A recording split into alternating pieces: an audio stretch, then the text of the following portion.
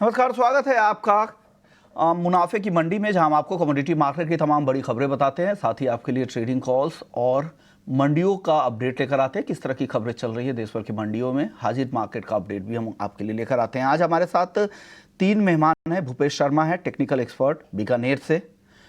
बीरेन वकील हैं, commodity consultant Paradigm commodity advisor से। और साथ ही अखिलेश जैन हैं, टेक्निकल IQ के फाउंडर हैं। आप तीनों मेहमानों का बहुत बहुत शुक्रिया। और आगे हमारे साथ अरुण सेखसरिया भी होंगे, DD कॉटन के MD हैं। उनसे हम कॉटन मार्केट का हाल जानेंगे। लेकिन चलिए सबसे पहले आज बात कच्चे तेल की कर लेते हैं, क्योंकि यहाँ पर ज़बरदस्त तेज़ी दिख रही है। कच्चे तेल में हफ्ते भर में 5%, तो महीने भर में 11% की तेज़ी आ चुकी है। और सितंबर 2023 का जो लेवल था 91 के ऊपर का, उस लेवल के आसपास ब्रेंट क्रूड का भाव ट्रेड कर रहा है। अखिलेश जी, क्या लग रहा है, क्रूड में कितनी तेजी आपको चार्ट पर और दिख रही है? नमस्ते विष्णु जी।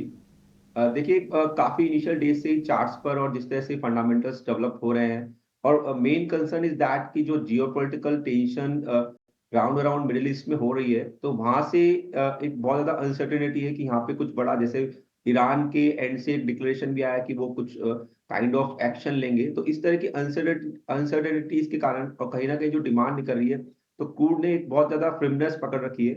और ऐसा लग रहा है कि ये मार्केट अभी भी कुशन रखता है।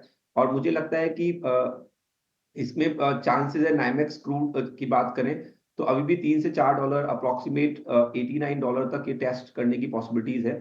तो आइदर शॉर्ट टर्म और immediately long term, short term के लिए अगर आप ट्रेड करते हैं तो डिप्स ऑन बाय की रणनीति रखें इसके अंदर, जब तक कि वायदा 7070 के नीचे या नाइमेक्स में 84.50 के नीचे नहीं जाता। इंट्राडे अगर आप ट्रेड कर रहे हैं तो आप करंट भाव पे भी इसको बाय कर सकते हैं। 7215 का इसमें स्टॉप लॉस लगाएं। मुझे लगता है ग्रेजुअली भाव 7335 से लेकर 7450 तक की रेंज में देखने को मिलने चाहिए। इंट्राडे के लिए स्टॉप लॉस को जरूर फॉलो करें जी। बीरेन सर, आप क्या सलाह दे रहे हैं क्रूड में? फिलहाल तो ये रेड सी प्रीमियम फुल्ली रिफ्लेक्ट नहीं हुआ है शायद।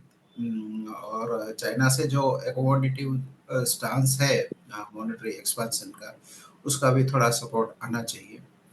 और नाइमेक्स के हिसाब से हम 95 96 शायद देखेंगे। बट अब ऐसा लग रहा है कि $100 में भी a realistic target in coming days. America में प्रोडक्शन काफ़ी तेजी से बढ़ रहा है, बट ओपेक का सप्लाई कट और रेड सी, साथ ही साथ ब्लैक सी में भी बहुत बड़ा डिसरप्शन है। रशिया का करीबन 12-15% आउटपुट डिसरप्टेड है। और इजराइल के जो स्टेटमेंट है या ईरान के जो स्टेटमेंट है, कोई भी शॉर्ट पोजीशन में जाने से थोड़ा डरेगा। तो ये इसको फियर प्रीमियम कहेंगे बेसिकली। डिमांड तो नहीं है बट फियर प्रीमियम है। तो ये भी आपका क्रूड पर है। भूपेश जी, आप बताइए, आपको क्या लग रहा है? आपको क्रूड की चाल यहाँ से कैसी दिख रही है? क्या ये तेजी और आगे कंटिन्यू होगी और कहाँ तक जा सकता है क्रूड का भाव? जी नमस्कार सर। क्रूड की बात करें तो क्रूड में अभी भी चार्ट का स्ट्रक्चर पॉजिटिव बना हुआ है। मुझे लगता है क्रूड में अभी भी तेजी बरकरार रखनी चाहिए। और क्रूड में 7200 के आसपास या 7190 के आसपास कहीं भी क्रूड मिलता है दोपहर के बाद पोस्ट सेशन में, तो वो क्रूड ऑयल में खरीदारी करनी चाहिए। 7150 के नीचे का स्टॉप लॉस रहेगा। 7280 और 7310 के लक्ष्य संभावित रहेंगे। ओके, तो 7190 के आसपास खरीदारी की सलाह भूपेश जी की है। और जो टारगेट है 7240 से लेकर पहला टारगेट है, और 7290 दूसरा टारगेट है।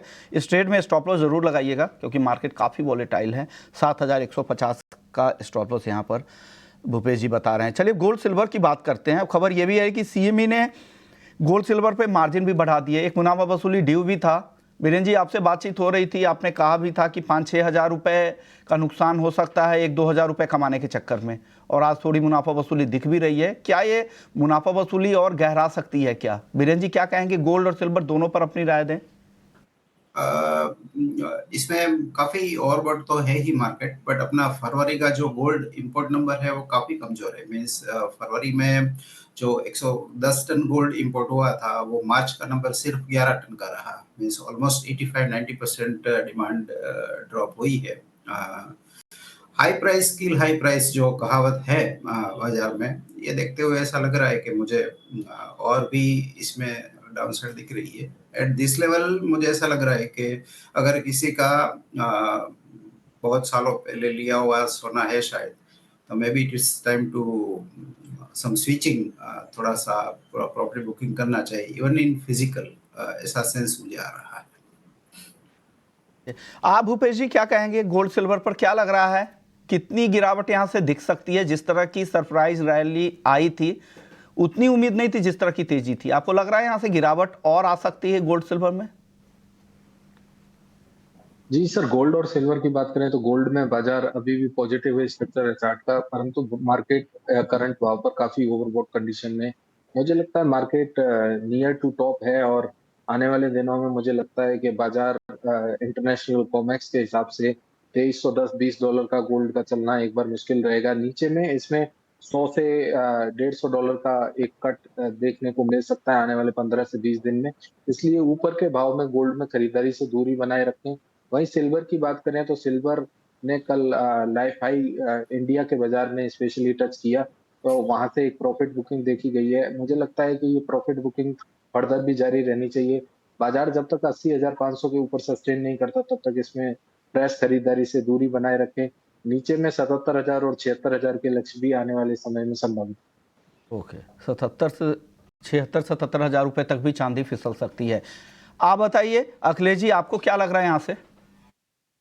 देखिए बिल्कुल नो डाउट, जैसा वीरेंद्र जी कह रहे हैं और बाकी एक्सपर्ट भी कह रहे हैं, बेसिकली भूपेश जी कह रहे हैं, तो यस नो डाउट यहाँ पर कॉमेक्स के अंदर 2310 एक बैरियर है जहां से लगता है कि मार्केट में भी साइडवेज हो जाए। बट मुझे स्टिल ये लगता है कि because after four years of breakout, और चांदी ने भी रिसेंट एक ब्रेकआउट किया है लॉन्ग टर्म चार्ट पे 25.75, तो मुझे लगता नहीं है कि ये दोनों ही commodities because macro economic fundamental से ड्रिवन है। हम हर हर हर एंड पे अभी इश्यूज देख रहे हैं और ये इश्यूज जल्दी सेटल होने वाले नहीं लगते।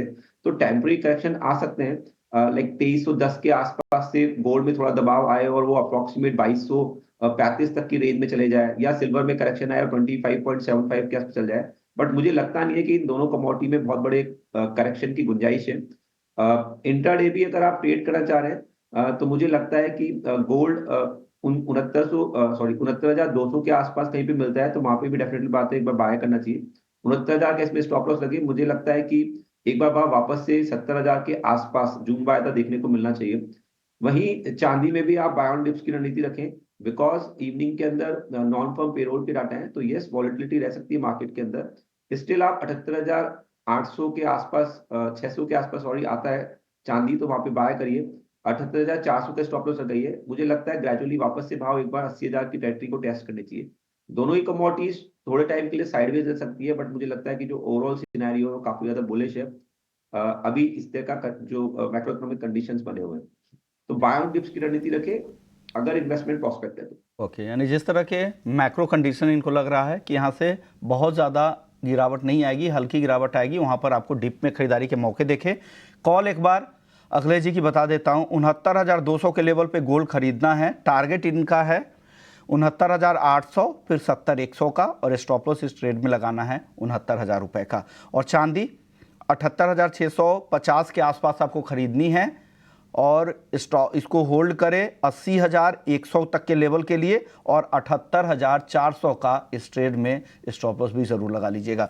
चलिए मेटल्स की बात कर लेते हैं। मेटल्स में भी ज़बरदस्त रफ्तार थी, हालांकि आज थोड़ी मुनाफा वसूली ज़रूर दिख रही है, लेकिन ये रफ्तार क्या आगे भी चलेगी? वीरेंद्र जी क्या लग रहा है आपको? कॉपर देखिए 800 के पार निकल गया, वहाँ से हल्की मुनाफा वसूली आज ज़रूर दिख रही है। जिंक, एल्युमिनियम सब में तेज़ी, लेड में तो कल ज़बरदस्त तेज़ी थी, और लेड निचले स्तरों से अब फिर से रिकवरी दिख रही है, 186 के ऊपर आ चुका है।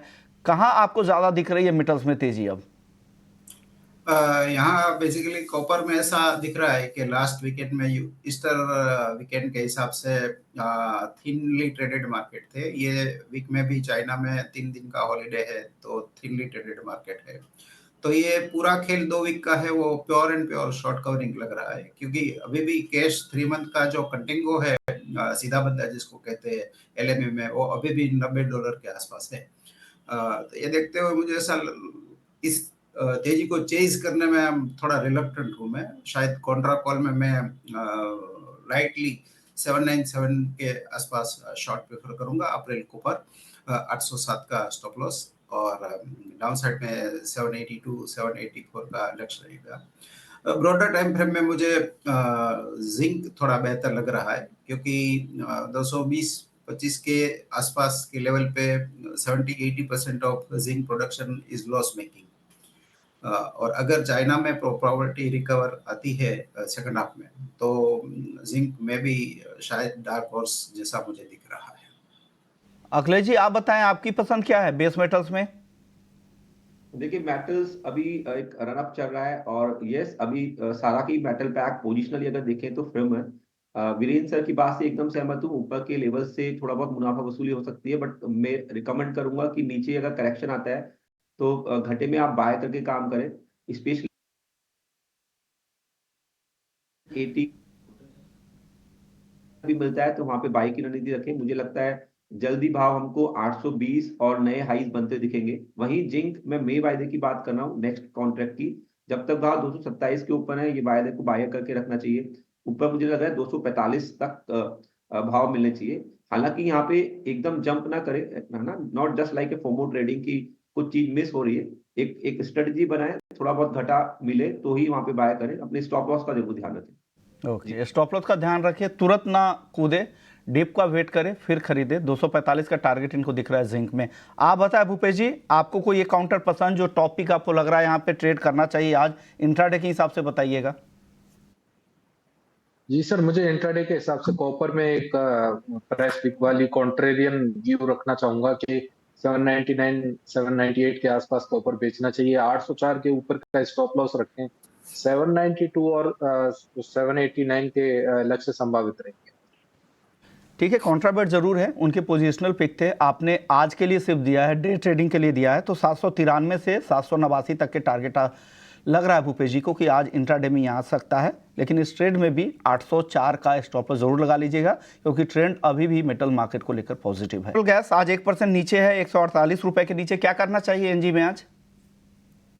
अभी भी यहाँ पे भाव के अंदर थोड़ा बिकवाली लग रहा है। एक्चुअली जो वेदर कंडीशंस है वो विंटर के अंदर भी थोड़ा एक्सपेक्टेड गर्म ही लग रही है, तो थोड़ा डिमांड को लेकर कंसर्न रहेगा। तो ट्रेडिंग प्रोस्पेक्ट से इसको 151 के आसपास आता है तो सेल करिए। 153 के स्टॉप लॉस से 143 तक मुझे लगता है एक बार भाव यहाँ पे देखने को मिलने चाहिए। इंट्राडे के लिए ट्रेड है ये, ओवरनाइट इसको होल्ड ना करें। जी चलिए अब ग्वार की बातचीत कर लेते हैं। ग्वार आज दायरे में दिख रहा है, 10,500 के आसपास ग्वार गम है और 5,300 के आसपास ग्वार सीड का वायदा। बताइए भूपेश जी, क्या करें ग्वार में आज? जी सर, ग्वार में खरीदारी करके व्यापार करना चाहिए। मुझे चार्ट का स्ट्रक्चर काफी पॉजिटिव दिखता है। मुझे लगता है कि शॉर्ट टर्म के एक बार बॉटम बन चुके हैं और मीडियम टर्म के भी बॉटम बन चुके हैं। मुझे नहीं लगता कि पिछले दिनों में जो ग्वार सीड में लो लगे हैं वो आगे भविष्य में पेनिट्रेट होने चाहिए, और करंट भाव पर भी ग्वार में खरीदारी कर सकते हैं। इसका स्टॉप लॉस 5,310 के नीचे का रहेगा। अपसाइड में 5,410 तक के लक्ष्य संभावित रहेंगे। बीरेन सर, आपकी राय क्या है ग्वार पर? बीरेन सर, आपसे ग्वार पर सवाल था, ग्वार में क्या करना चाहिए? जो रिकवरी बाउंस 530 के आसपास से आया था, और शायद अभी थोड़ा रन आउट हो जाएगा प्रोबेबली। मैं 5380 5440 के आसपास थोड़ा रेजिस्टेंस देख रहा हूँ। इस तेजी पे थोड़ा मैं चेज नहीं करूंगा। कहीं 5500 के आसपास अगर प्राइस मिलता है तो मैं शॉर्ट प्रेफर करूंगा। 5640 का स्टॉप लॉस रहेगा। डाउन साइड ऑब्जेक्टिव 5220 5250 का रहेगा।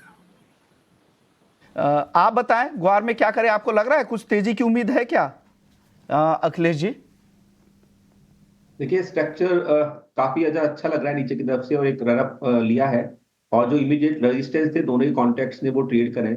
तो मुझे यहाँ पे ज्यादा बिग सेलिंग का एक्सपेक्टेशन तो नहीं है, तो किसी भी घटे में यहाँ पे बाय करना चाहिए। गवार गम स्पेसिफिकली बात करें नेक्स्ट कॉन्ट्रैक्ट, तो 10,350 300 के जो भाव है वो अच्छे होंगे लेने के लिए।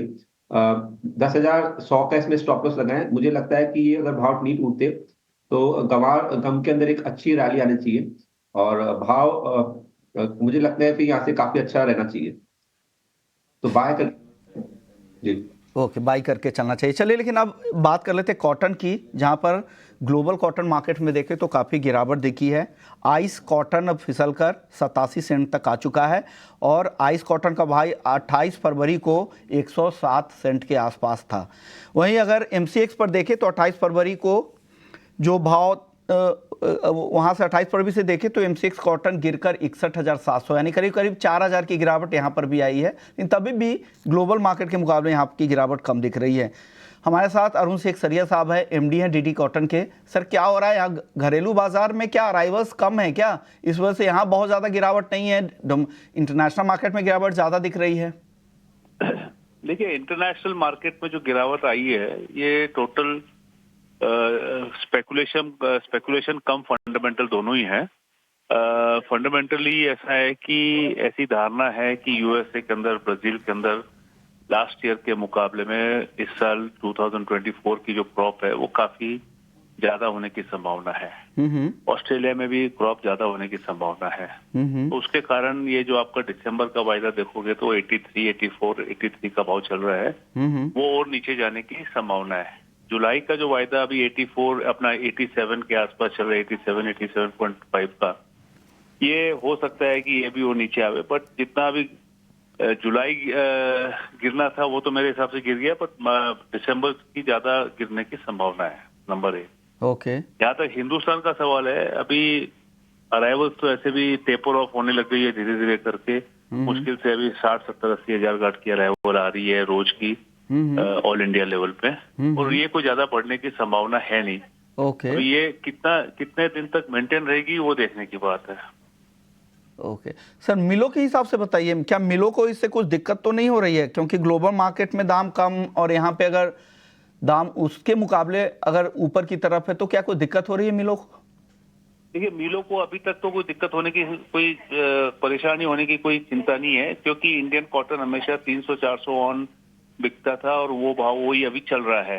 अभी आज अगर आप देखोगे तो इंडियन कॉटन का जो प्राइस है 60,000 के आसपास, तो जो आइस फ्यूचर है 87 सेंट्स का, उसके हिसाब से 400, 450 पॉइंट ऊपर है, which is normal, which is okay, acceptable. But अगर और बढ़ जाता है और ये अगर आइस बेसिस और बढ़ जाता है, 400 के ऊपर जाता है, तो पीछे बड़ी प्रॉब्लम हो जाएगी, because then mills will not be able to compete in international market. Yarn prices उनकी कंपेटिटिव नहीं रहेगी। ओके, शुक्रिया अरुण जी, वक्त निकाला आपने, कॉटन पर अपनी राय दी। अब गेहूं पर फटाफट आपको खबर बता दें कि सरकार ने जो टारगेट तय किए हैं गेहूं के सरकारी खरीद के, उससे इस बार ज़्यादा खरीदारी हो सकती है। डेटा यही बता रहे हैं। अप्रैल के पहले 3 दिनों में पिछले साल के अप्रैल के 3 दिनों से 32% ज़्यादा गेहूं की खरीद हुई है। आमतौर पर 1 अप्रैल से सरकारी खरीद शुरू होती है, लेकिन इस साल मार्च में ही खरीदारी शुरू हो गई थी, तो एक अच्छे आंकड़े आ रहे हैं। MP में सबसे ज़्यादा खरीदारी हो रही है, हालांकि वहाँ पे बोनस राजस्थान में भी दिया जा रहा है, लेकिन वहाँ पर भी करीब 125 रुपए का MSP के ऊपर बोनस दिया जा रहा है ताकि खरीद पूरी हो सके। तो इस बार सरकार को उम्मीद है, और ये भी खबर है कि सरकार ने जो बड़े बायर्स हैं उनको अभी खरीदारी नहीं करने की सलाह दी है। ये हमारे सोर्सेस बता रहे हैं, ये कन्फर्म खबर नहीं है, ताकि सरकार को प्रोक्योरमेंट में दिक्कत ना हो। पिछले 2 साल टारगेट के हिसाब से वो गेहूं की खरीद नहीं कर पाए थे, लेकिन इस बार उनकी पूरी कोशिश है कि टारगेट से ऊपर खरीदारी करे ताकि बफर स्टॉक में दिक्कत ना हो, महंगाई पर वो कंट्रोल कर सके। चलिए, एक और खबर शुगर को लेकर। शुगर कीमतों में स्थिरता दिख रही है। यूपी में एक्स मिल प्राइस 37.5 रुपये प्रति किलो के आसपास है। महाराष्ट्र में शुगर के दाम 34 रुपये प्रति किलो है एक्स मिल प्राइस, और ऑफ सीजन में अब आगे दाम बढ़ने की यहाँ पर संभावना दिख रही है। 31 मार्च तक जो गन्ने की क्रशिंग हुई है वो पिछले साल से कम है, और आगे हालांकि एक अच्छी बात इस बीच यही है कि शुगर में रिकवरी में सुधार दिख रहा है पिछले साल के मुकाबले, ये बेहतर स्थिति है, और 2023-24 में 320 लाख टन चीनी उत्पादन का अनुमान है, जबकि पिछले साल 2022-23 में 331 लाख टन चीनी उत्पादन हुआ था। चलिए, इसी नोट पर हम मुनाफे की मंडी को समेटते हैं। शुक्रिया अखिलेश जी आपका, बीरेन सर आपका, भूपेश जी आपका भी बहुत बहुत शुक्रिया। ब्रेक के बाद जब लौटेंगे